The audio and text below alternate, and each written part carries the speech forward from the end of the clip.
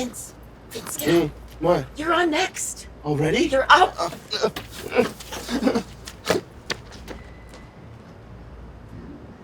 Divas.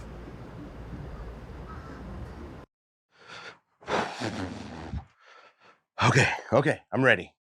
Vince. Yeah. Vince, your hat. Oh, damn it. Okay, I'm ready.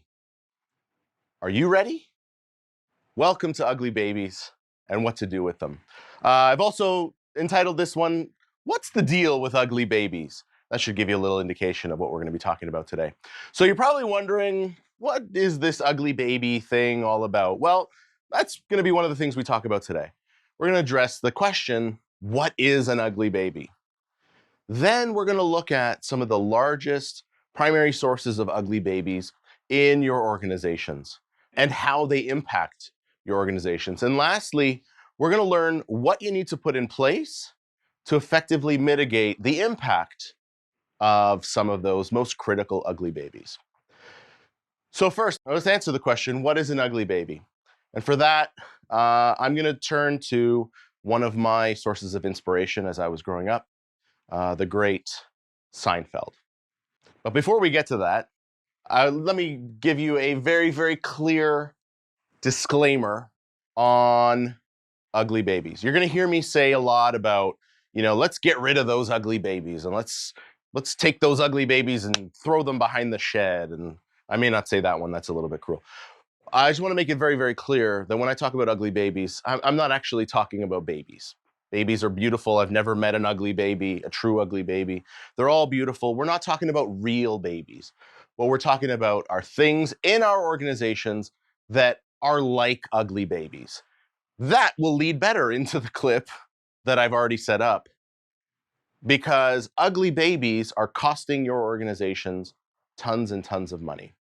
And they come from three primary sources. But as I said, I want to throw to my buddy Jerry and set up what an ugly baby is. So picture you stepping into a meeting. You've been called in to discuss an issue with your bosses. Adam, Jerry and Elaine are here. Where is the cute little snuggly baby? Isn't he gorgeous? Where is he? Is he gorgeous?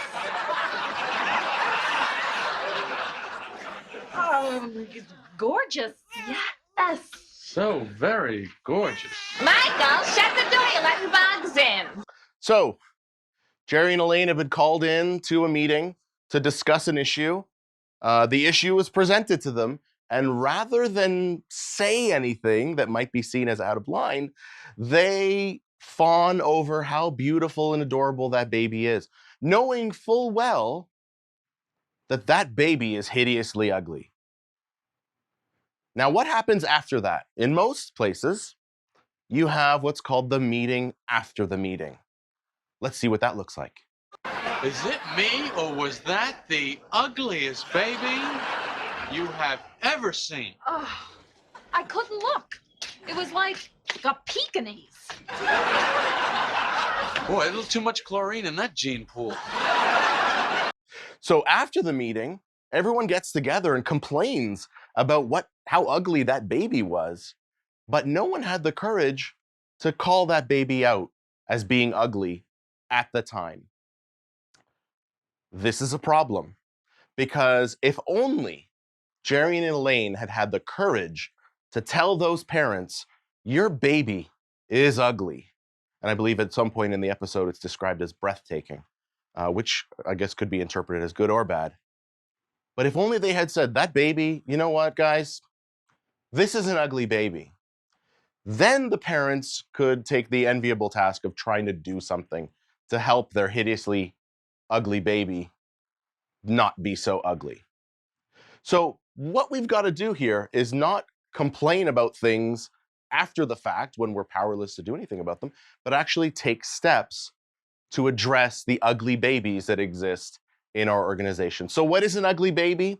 Well, I'm going to define it as the things that exist within your organization that everyone acknowledges to be true, privately, but publicly refuses to say anything about. Much like our friend Voldemort here. He is the thing that shall not be named. We know these things exist, but we refuse or are not willing to do anything to call them out as ugly babies. So why is this a big problem for us in our organizations, in our businesses? Well, dealing with these ugly babies is sort of a three-headed monster. It leads to a lot of extra work for you to cover over the hideously ugly baby, the spin of the ugly baby. When you've got extra work, what do you have? Well, a lot of wasted resources and a lot of frustration from staff and the people that are actually doing the work, because they know that the baby's ugly, they're powerless to do anything about it, and they feel like the work that they're doing isn't adding value. As a result, they become frustrated with the process. I'm a big believer in people. I think people want to do good work. They want to feel like they're contributing to the organizational cause. And when they're doing things that they know doesn't make sense, they start to get frustration. And that can lead to a number of different outcomes. They could leave, they could become disengaged, whatever. But effectively, it's killing your business by having these ugly babies in existence. Today, we're going to talk about the sources of the ugly babies, what I'm going to call the macro ugly babies. I'm sure you're already thinking of specific situations where you think, oh, yeah, that was an ugly baby that we were dealing with last week in that budget meeting. Or, yeah, I don't like dealing with Tom because he's just full of ugly babies. You're right. But we're going to talk at a higher level, because then you'll be able to take that information and bring it down. So what we're going to talk about today are the sources of ugly babies. And I've identified through my quasi-extensive experience and research, I've identified 3 main sources of ugly babies that exist in all organizations. The ugly babies associated with culture, with politics, and with pride. Now, we've only got our 45 minutes together. I am going to be answering questions at the end of this session, but we have a limited time together. So what I'm going to do is leave the door open for you, that if you've got additional questions and you want to chat and you want to talk through and just vent on an ugly baby, please bring it. I love hearing horror stories. They're fascinating.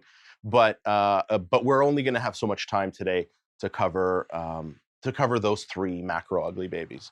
So let's start with what can be considered the macroiest of the macro ugly babies, the issue of culture. Culture is funny. It's one of those things that I think everyone feels, but often find it very, very difficult to articulate. You know what your organizational culture is, and you may have a separate culture for a division or a team or a department or whatever. You feel it, but you can't really articulate. Like if I were to ask you, what is your corporate culture? You'd probably give me something along the lines of, well, our vision statement is, but culture is not your vision statement. So let's talk about what culture is not. Right off the top, culture is not foosball tables and beer carts. It is not those perks. It's not muffins in the morning on your desk. It's not Friday beer cart. It's not nights out, which I like to call forced fun, where you get invited to something and you have to go because otherwise you're seen as not a team player. That's not culture. It's also not your stated corporate objectives. It's not the things that were put together by a communications team to communicate out of, this is what we believe.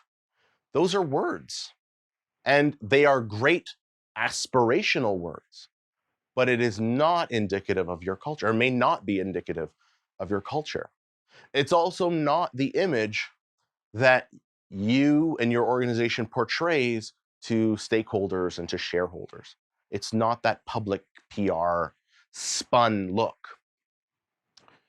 So what is culture? Well, it can be defined in a number of different ways. I like these definitions or these explanations. It helps to paint the picture of what culture is. Culture is how, when, and why you celebrate, and how, when, and why you acknowledge failure. That's important. It's important to celebrate successes, but it's also important to celebrate failures because you learn something. Even a failure is not a bad thing. You learn what didn't work. Culture is what you fight for. It's also what you ignore. It's who and how you promote, compensate, and fire people. So hire, compensate, fire. It's how you do that. It's who you promote, who you fire. It's the voices that you amplify, that you give strength to, that you give credence to. And it's the voices that you suppress, that you keep down. And it's how your people, your staff, behave when no one is watching. So that's sort of a lot of stuff, and there's more. But I thought about this and I thought, how can I distill this down into one single statement that to me is indicative of what culture is? So culture to me is what your people say when about work when they're not there. So when your staff are at home and someone asks them what they do or how's work, it's the answer that they give. That to me is indicative of culture. And as I said earlier, culture is the macroiest of the macro ugly babies. You could tie the remaining two, politics and pride, ultimately back to culture. I felt that they were big enough to leave them on their own. But culture, if I had to pick one, it would be culture. What's the deal with culture? I'm going to do that a couple times and hopefully it hits. What's the deal with culture? Well, we talked about failure. So is your organization open to having people fail, try things and have them not work out? Most organizations that I've encountered and that I've been involved with and worked with and whatever, they are not. They may on the surface in words express that they want you to, that they're okay with failure. But if someone fails, are they being punished as a result? And punishment could be termination. It could be not being promoted. It could be, having their voice silenced, as we talked about in the previous slide. So how does your organization deal with failure? And are you truly open to someone trying something and failing? To me, that's hugely indicative of culture. Now, let's also cast aside like I'm just going to try a bunch of stuff and it's going to keep failing, but you're going to keep paying me, right? I mean, you've got to have some wins. You can't just expect that you're going to try things unless you're working in, like a design type industry where you're constantly experimenting with different prototypes.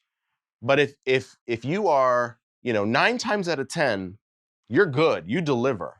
But that one time you tried something, you stretched, you reached for something that had never been done in your organization, and it doesn't work out. If you are punished for that, that is a problem. Another problem with cultures is ignorance. It's this not knowing and not wanting to know what the impact is. So when we talk about ugly babies and we talk about culture, there are cultures that suppress the voice of those that say, hey, we got an ugly baby over here and can I have some help dealing with it? If it's, no, it's fine. If it's a spun issue, if it's, no, our metrics are great. We're trending upwards. Well, from 4 to 6%, yes, it's technically upwards, but it's still pretty terrible. So if you are ignorant of the reality of your organization, that is indicative of your culture, and it allows the ugly babies to really take hold. We talked about spin. I am reporting on my customer satisfaction, and I'm doing it on a 9-point scale. And 10-point scale. Let's make it easy because rounding is much easier for me. And we got a score of 60%. Okay, cool. That to me is very, very valuable because it means that, by and large, your customers are not happy with you. 40% of them, in fact, are pretty upset with you. But if next month you get a score of 61%, which is technically, statistically insignificant, they are equal value, 60 and 61.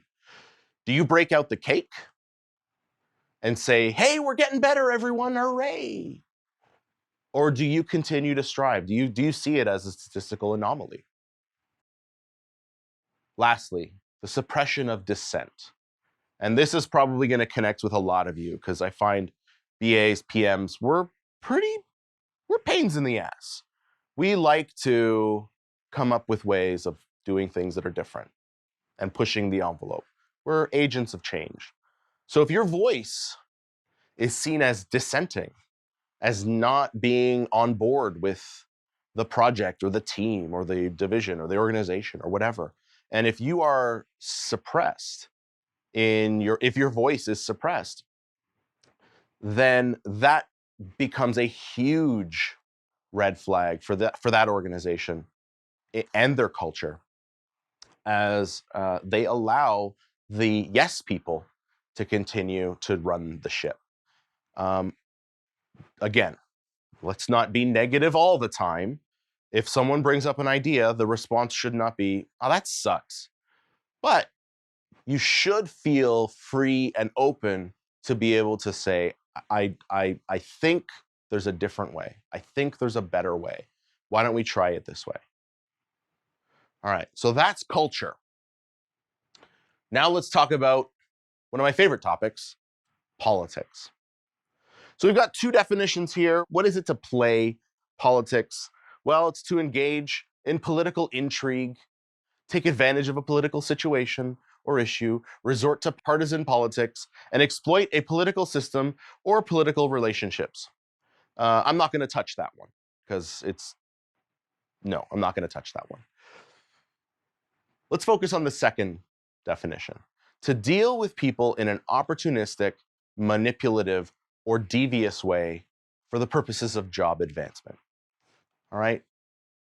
So this is where we are leveraging our relationships at the expense of someone else. So I want to differentiate between I have a relationship with someone, they have a need for someone with my skills, and I'm able to parlay that into a promotion for myself. That's not what I'm talking about. What I'm talking about when we talk about playing politics is actually raising yourself up by stepping on people on the way. So keeping a team member down to their expense so that you look good. Taking content that a team member created and presenting it as your own. So that's what I'm talking about when I talk about playing politics. So what's the deal with politics? All right, well, I said earlier that if I had to pick one ugly baby, it would be culture. And the reality is politics exists because of culture. Or let me say that a slightly different way. Culture enables politics to exist or not. So is your culture one that encourages people to engage in this playing politics, this political behavior, where they see your organization as very siloed and as a zero-sum game? And that's important.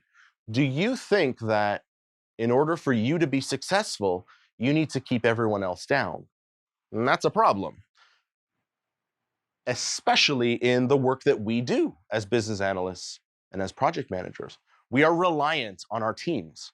We are reliant on collaboration and teamwork and a concerted effort. I mean, if you're rowing a boat, you need everyone rowing in unison in the same direction. You can't have someone slapping at your oar so that you aren't able to contribute in the best way that you can.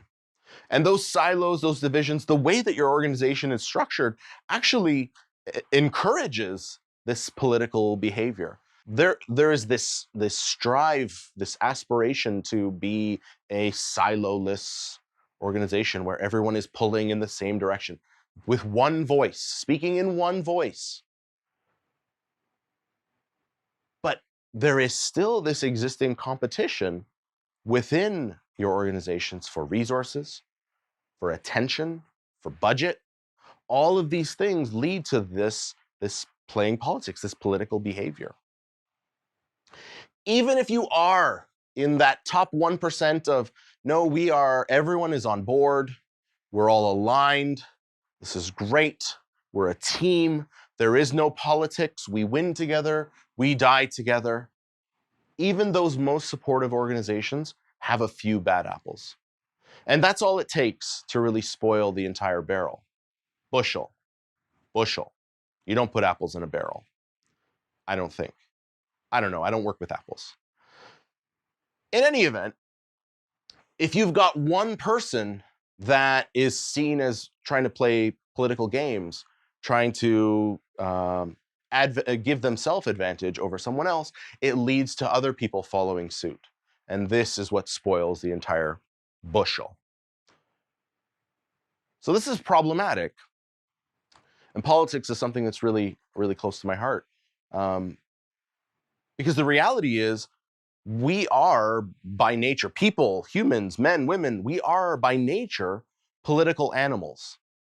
So in essence, what I'm asking you to do is actually fight your human nature. It's to let go of the fight, the drive, the will to be victorious in order for other people to also benefit, so that we all truly do win together. And that's hard. I can get into the whole social contract and all that other stuff. I'm not going to, because I'm not going to bore you with political theory. Like I said, this is stuff that's close to my heart. But it means that we need to be willing to give up a little bit of our success so that we can collectively achieve greater success. There's a phrase, I think it originates in the east coast of Canada, but it's a rising tide raises all boats. So if we're able to raise that tide together, we're all going to be successful together. Last of my 3 macro ugly babies is pride. Pride is a funny word because it has both a positive connotation and a negative connotation. So when we talk about the negative connotation of pride, what we're talking about here is a foolish, irrational, corrupt sense of my personal value, my status, my accomplishments. You could use the word hubris to represent pride. It's very negative. I'm too proud to do something. On the positive side, the positive connotation refers to being humble and happy and having a sense of attachment towards my choices and the choices of others. I know personally, I feel proud when a colleague or a friend accomplishes something that I know that they've been working on for a long time. And despite the fact that I did nothing other than maybe offer some support to contribute to their success or to their accomplishment, I'm proud for them. I'm happy that they're happy. Now, noticing the way that this talk has been trending, we've got a positive and we've got a negative. Which one do you think we want to focus on today? Yes, I can hear you all from the future telling me that we're going to focus on the negative connotation because it's way more fun too. Everybody wants to be a bad, I don't know, growing up, if you watched wrestling, like the bad guys were the fun guys. I don't know, maybe it's, no, just me? Okay. So what's the deal with pride? Ah! It's getting better. Better? Worse? Let me know in the chat. Better? Not even? No? Okay. Keep it coming. What's the deal with pride? The way that modern business is set up, we prize rightness. We prize people that make the right choice, that always make the right decision, that do what's right. And this drive to be right is actually creating these ugly babies. This is why I put this one in under pride. In a drive to be right, I'm unwilling to admit wrong. I'm unwilling to admit when I make a mistake. And who among us is not perfect? All of us among us is not perfect. Yes, we're all not perfect.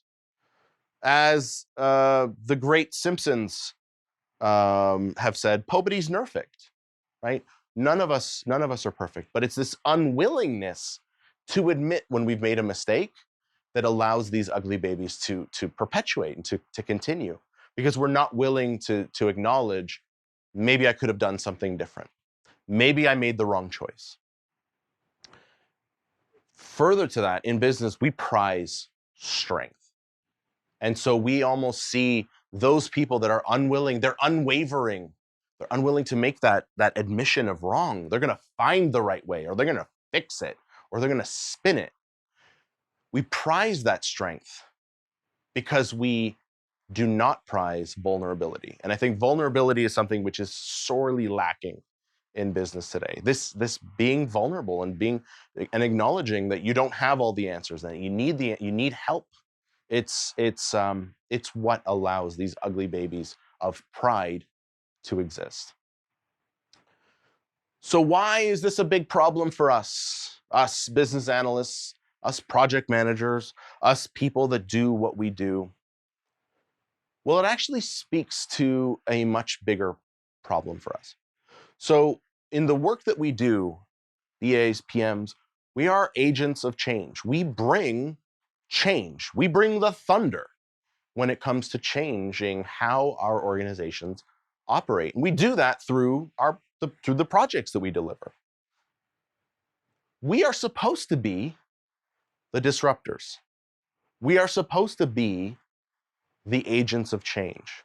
This is where I'm going to start motivating you, by the way. So get ready to feel uplifted, hopefully. It's up to us to bring that change, but all too often, we end up doing the same old. We end up clinging to the ugly babies because we don't want to acknowledge the problems in the room. We don't want to put ourselves, our careers, our reputations at risk. I'm not telling you should kick down the door and run up to your sponsor and yell at him or her about all the ugly babies and that you're going to fix them or you're out. No, I'm not. Please don't do that. But we should be willing to make that call and not be Jerry and Elaine and wait for the meeting after the meeting to have that conversation. Do it respectfully, do it nicely, but do it. And that's important because that's the only way organizationally we're going to get better. So what? I like to include stories. I'm here presenting, but I'm also a practitioner. And so I'd like to tell you a story, and it's the origin story actually of this session, and I call it the claims adjuster. So the claims adjuster, just to give some brief background, one of the things that I do is I teach Lean and Six Sigma training for organizations. And I had someone come to me with a project idea. And she presented the idea, and I thought, this is incredible. This is such an ugly baby. It's such a problem. It affects so many people. This to me is a no-brainer. So I said, yes, do this. This makes total sense. Do it. A few months went by, nothing happened. So I followed up to make sure that, things were moving. We had done our training, it was fine, but that the project was moving.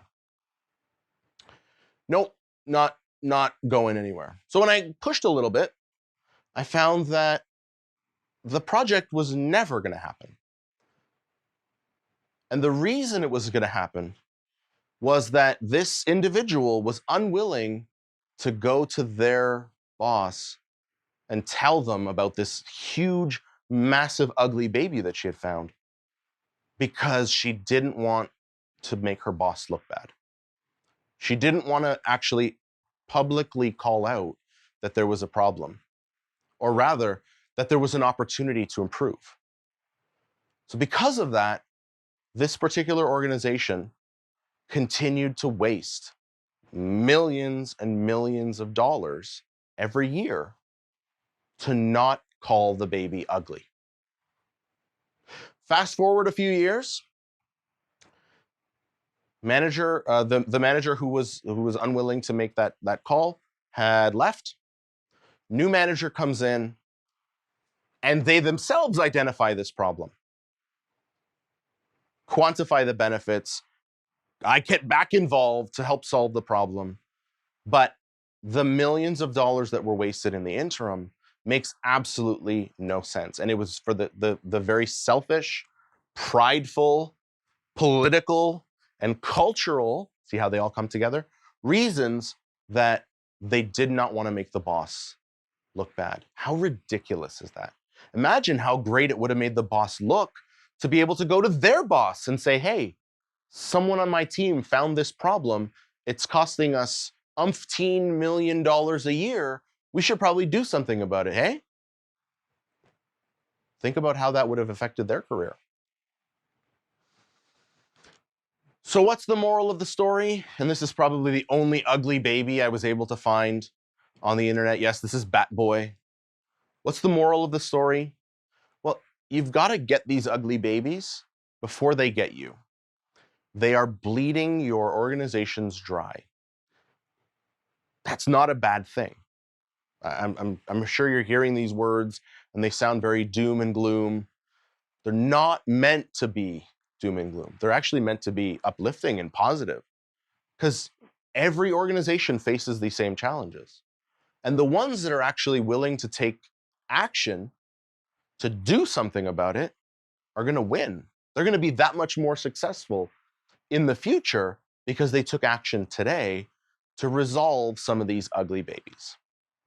Now, in the few minutes that we have left, let's talk a little bit about how to hunt ugly babies.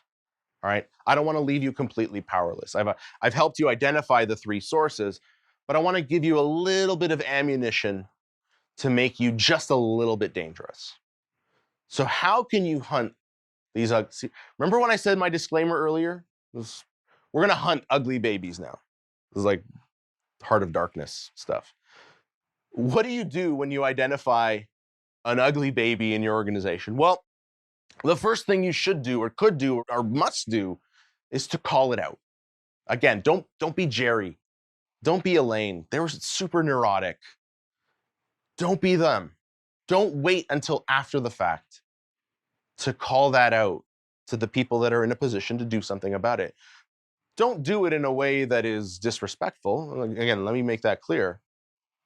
But do it. Make sure that you are able to call out where you encounter these ugly babies. I see them as opportunities, and I want you to see them as opportunities too. You can also build a coalition. Now, this is building on the meeting after the meeting idea, but meet with people that share your views and build some consensus and build some strength in your ranks to where it's not you going and saying, hey, Mr. or Mrs. Manager, I found this ugly baby and I want to do something about it. It's a we. We feel that this is a problem and we want to do something about it. And lastly, be strategic. This is going to tie back into the previous 2. You don't want to be the person who is seen as just super negative and always bringing problems and always complaining. So be strategic. Pick which hills you are willing to die on, but identify the ugly babies that impact you, and that's going to make your life, your work, your job, your organization that much better. Lastly, let's talk a little bit about the guardians. The guardians are funny in that they're not funny at all. The guardians are the people who are the protectors of these ugly babies. They actually will fight you to ensure that these ugly babies continue to exist. you might think of them as antibodies.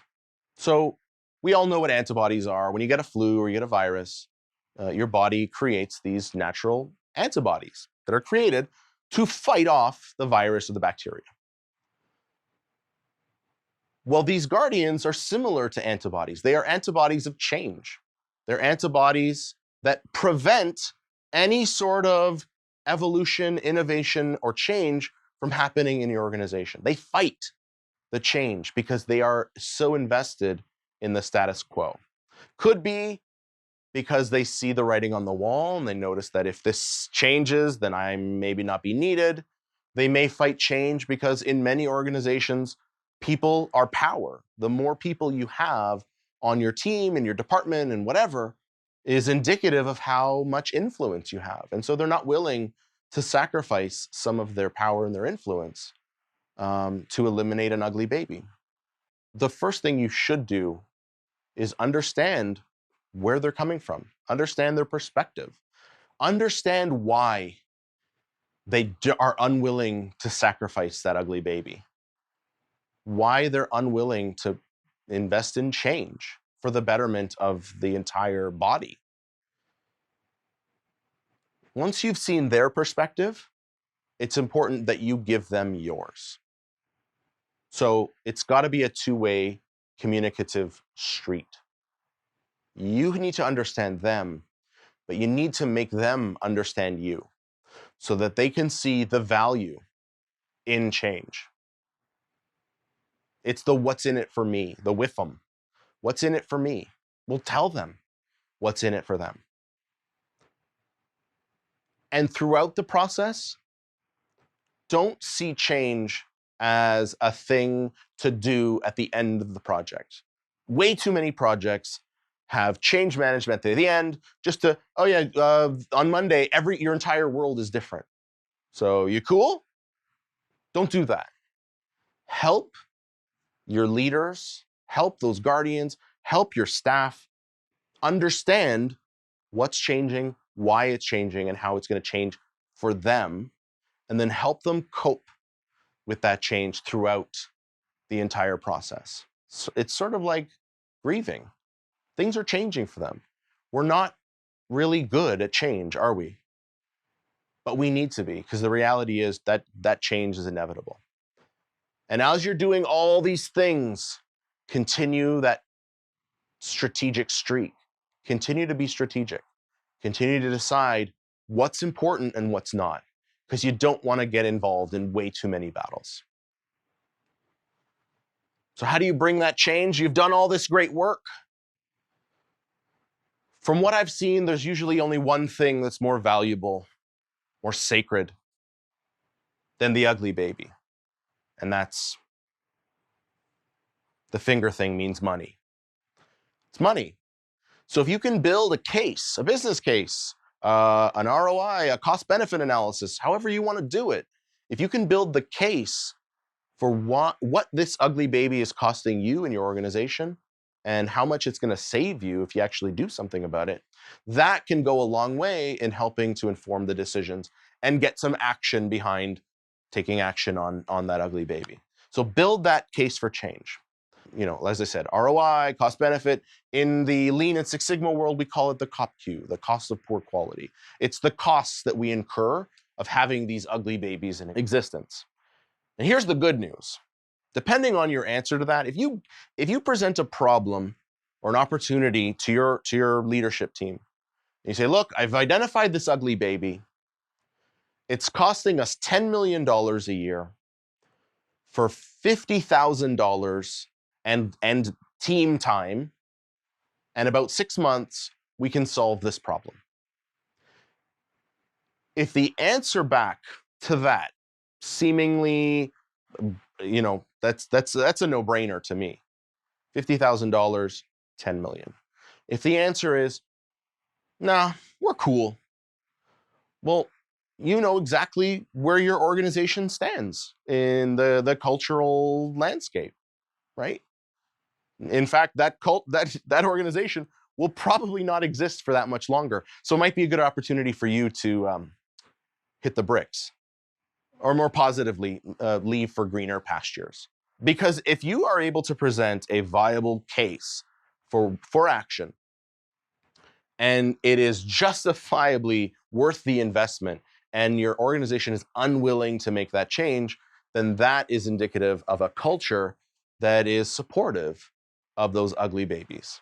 And that is an organization that sadly will likely not be around for that much longer. They are sinking, and it might be slowly, but it's going to happen. So if that's not a culture for you, then you need to find somewhere where you're going to be happy. Now here's the good news. I didn't want to end on that downer. Here's the good news. Throughout my travels, throughout the world, I have noticed, with very few exceptions, that every organization in the world has these same problems. You are not unique, despite what people may tell you. Your organization is not special. You're not different. That's a good thing, because it means that everyone is facing the same challenges. Everyone has the same opportunity to be successful. And the ones that take advantage of that opportunity and do something and eliminate as many ugly babies as they can, those organizations are going to win. Ask me 3 questions.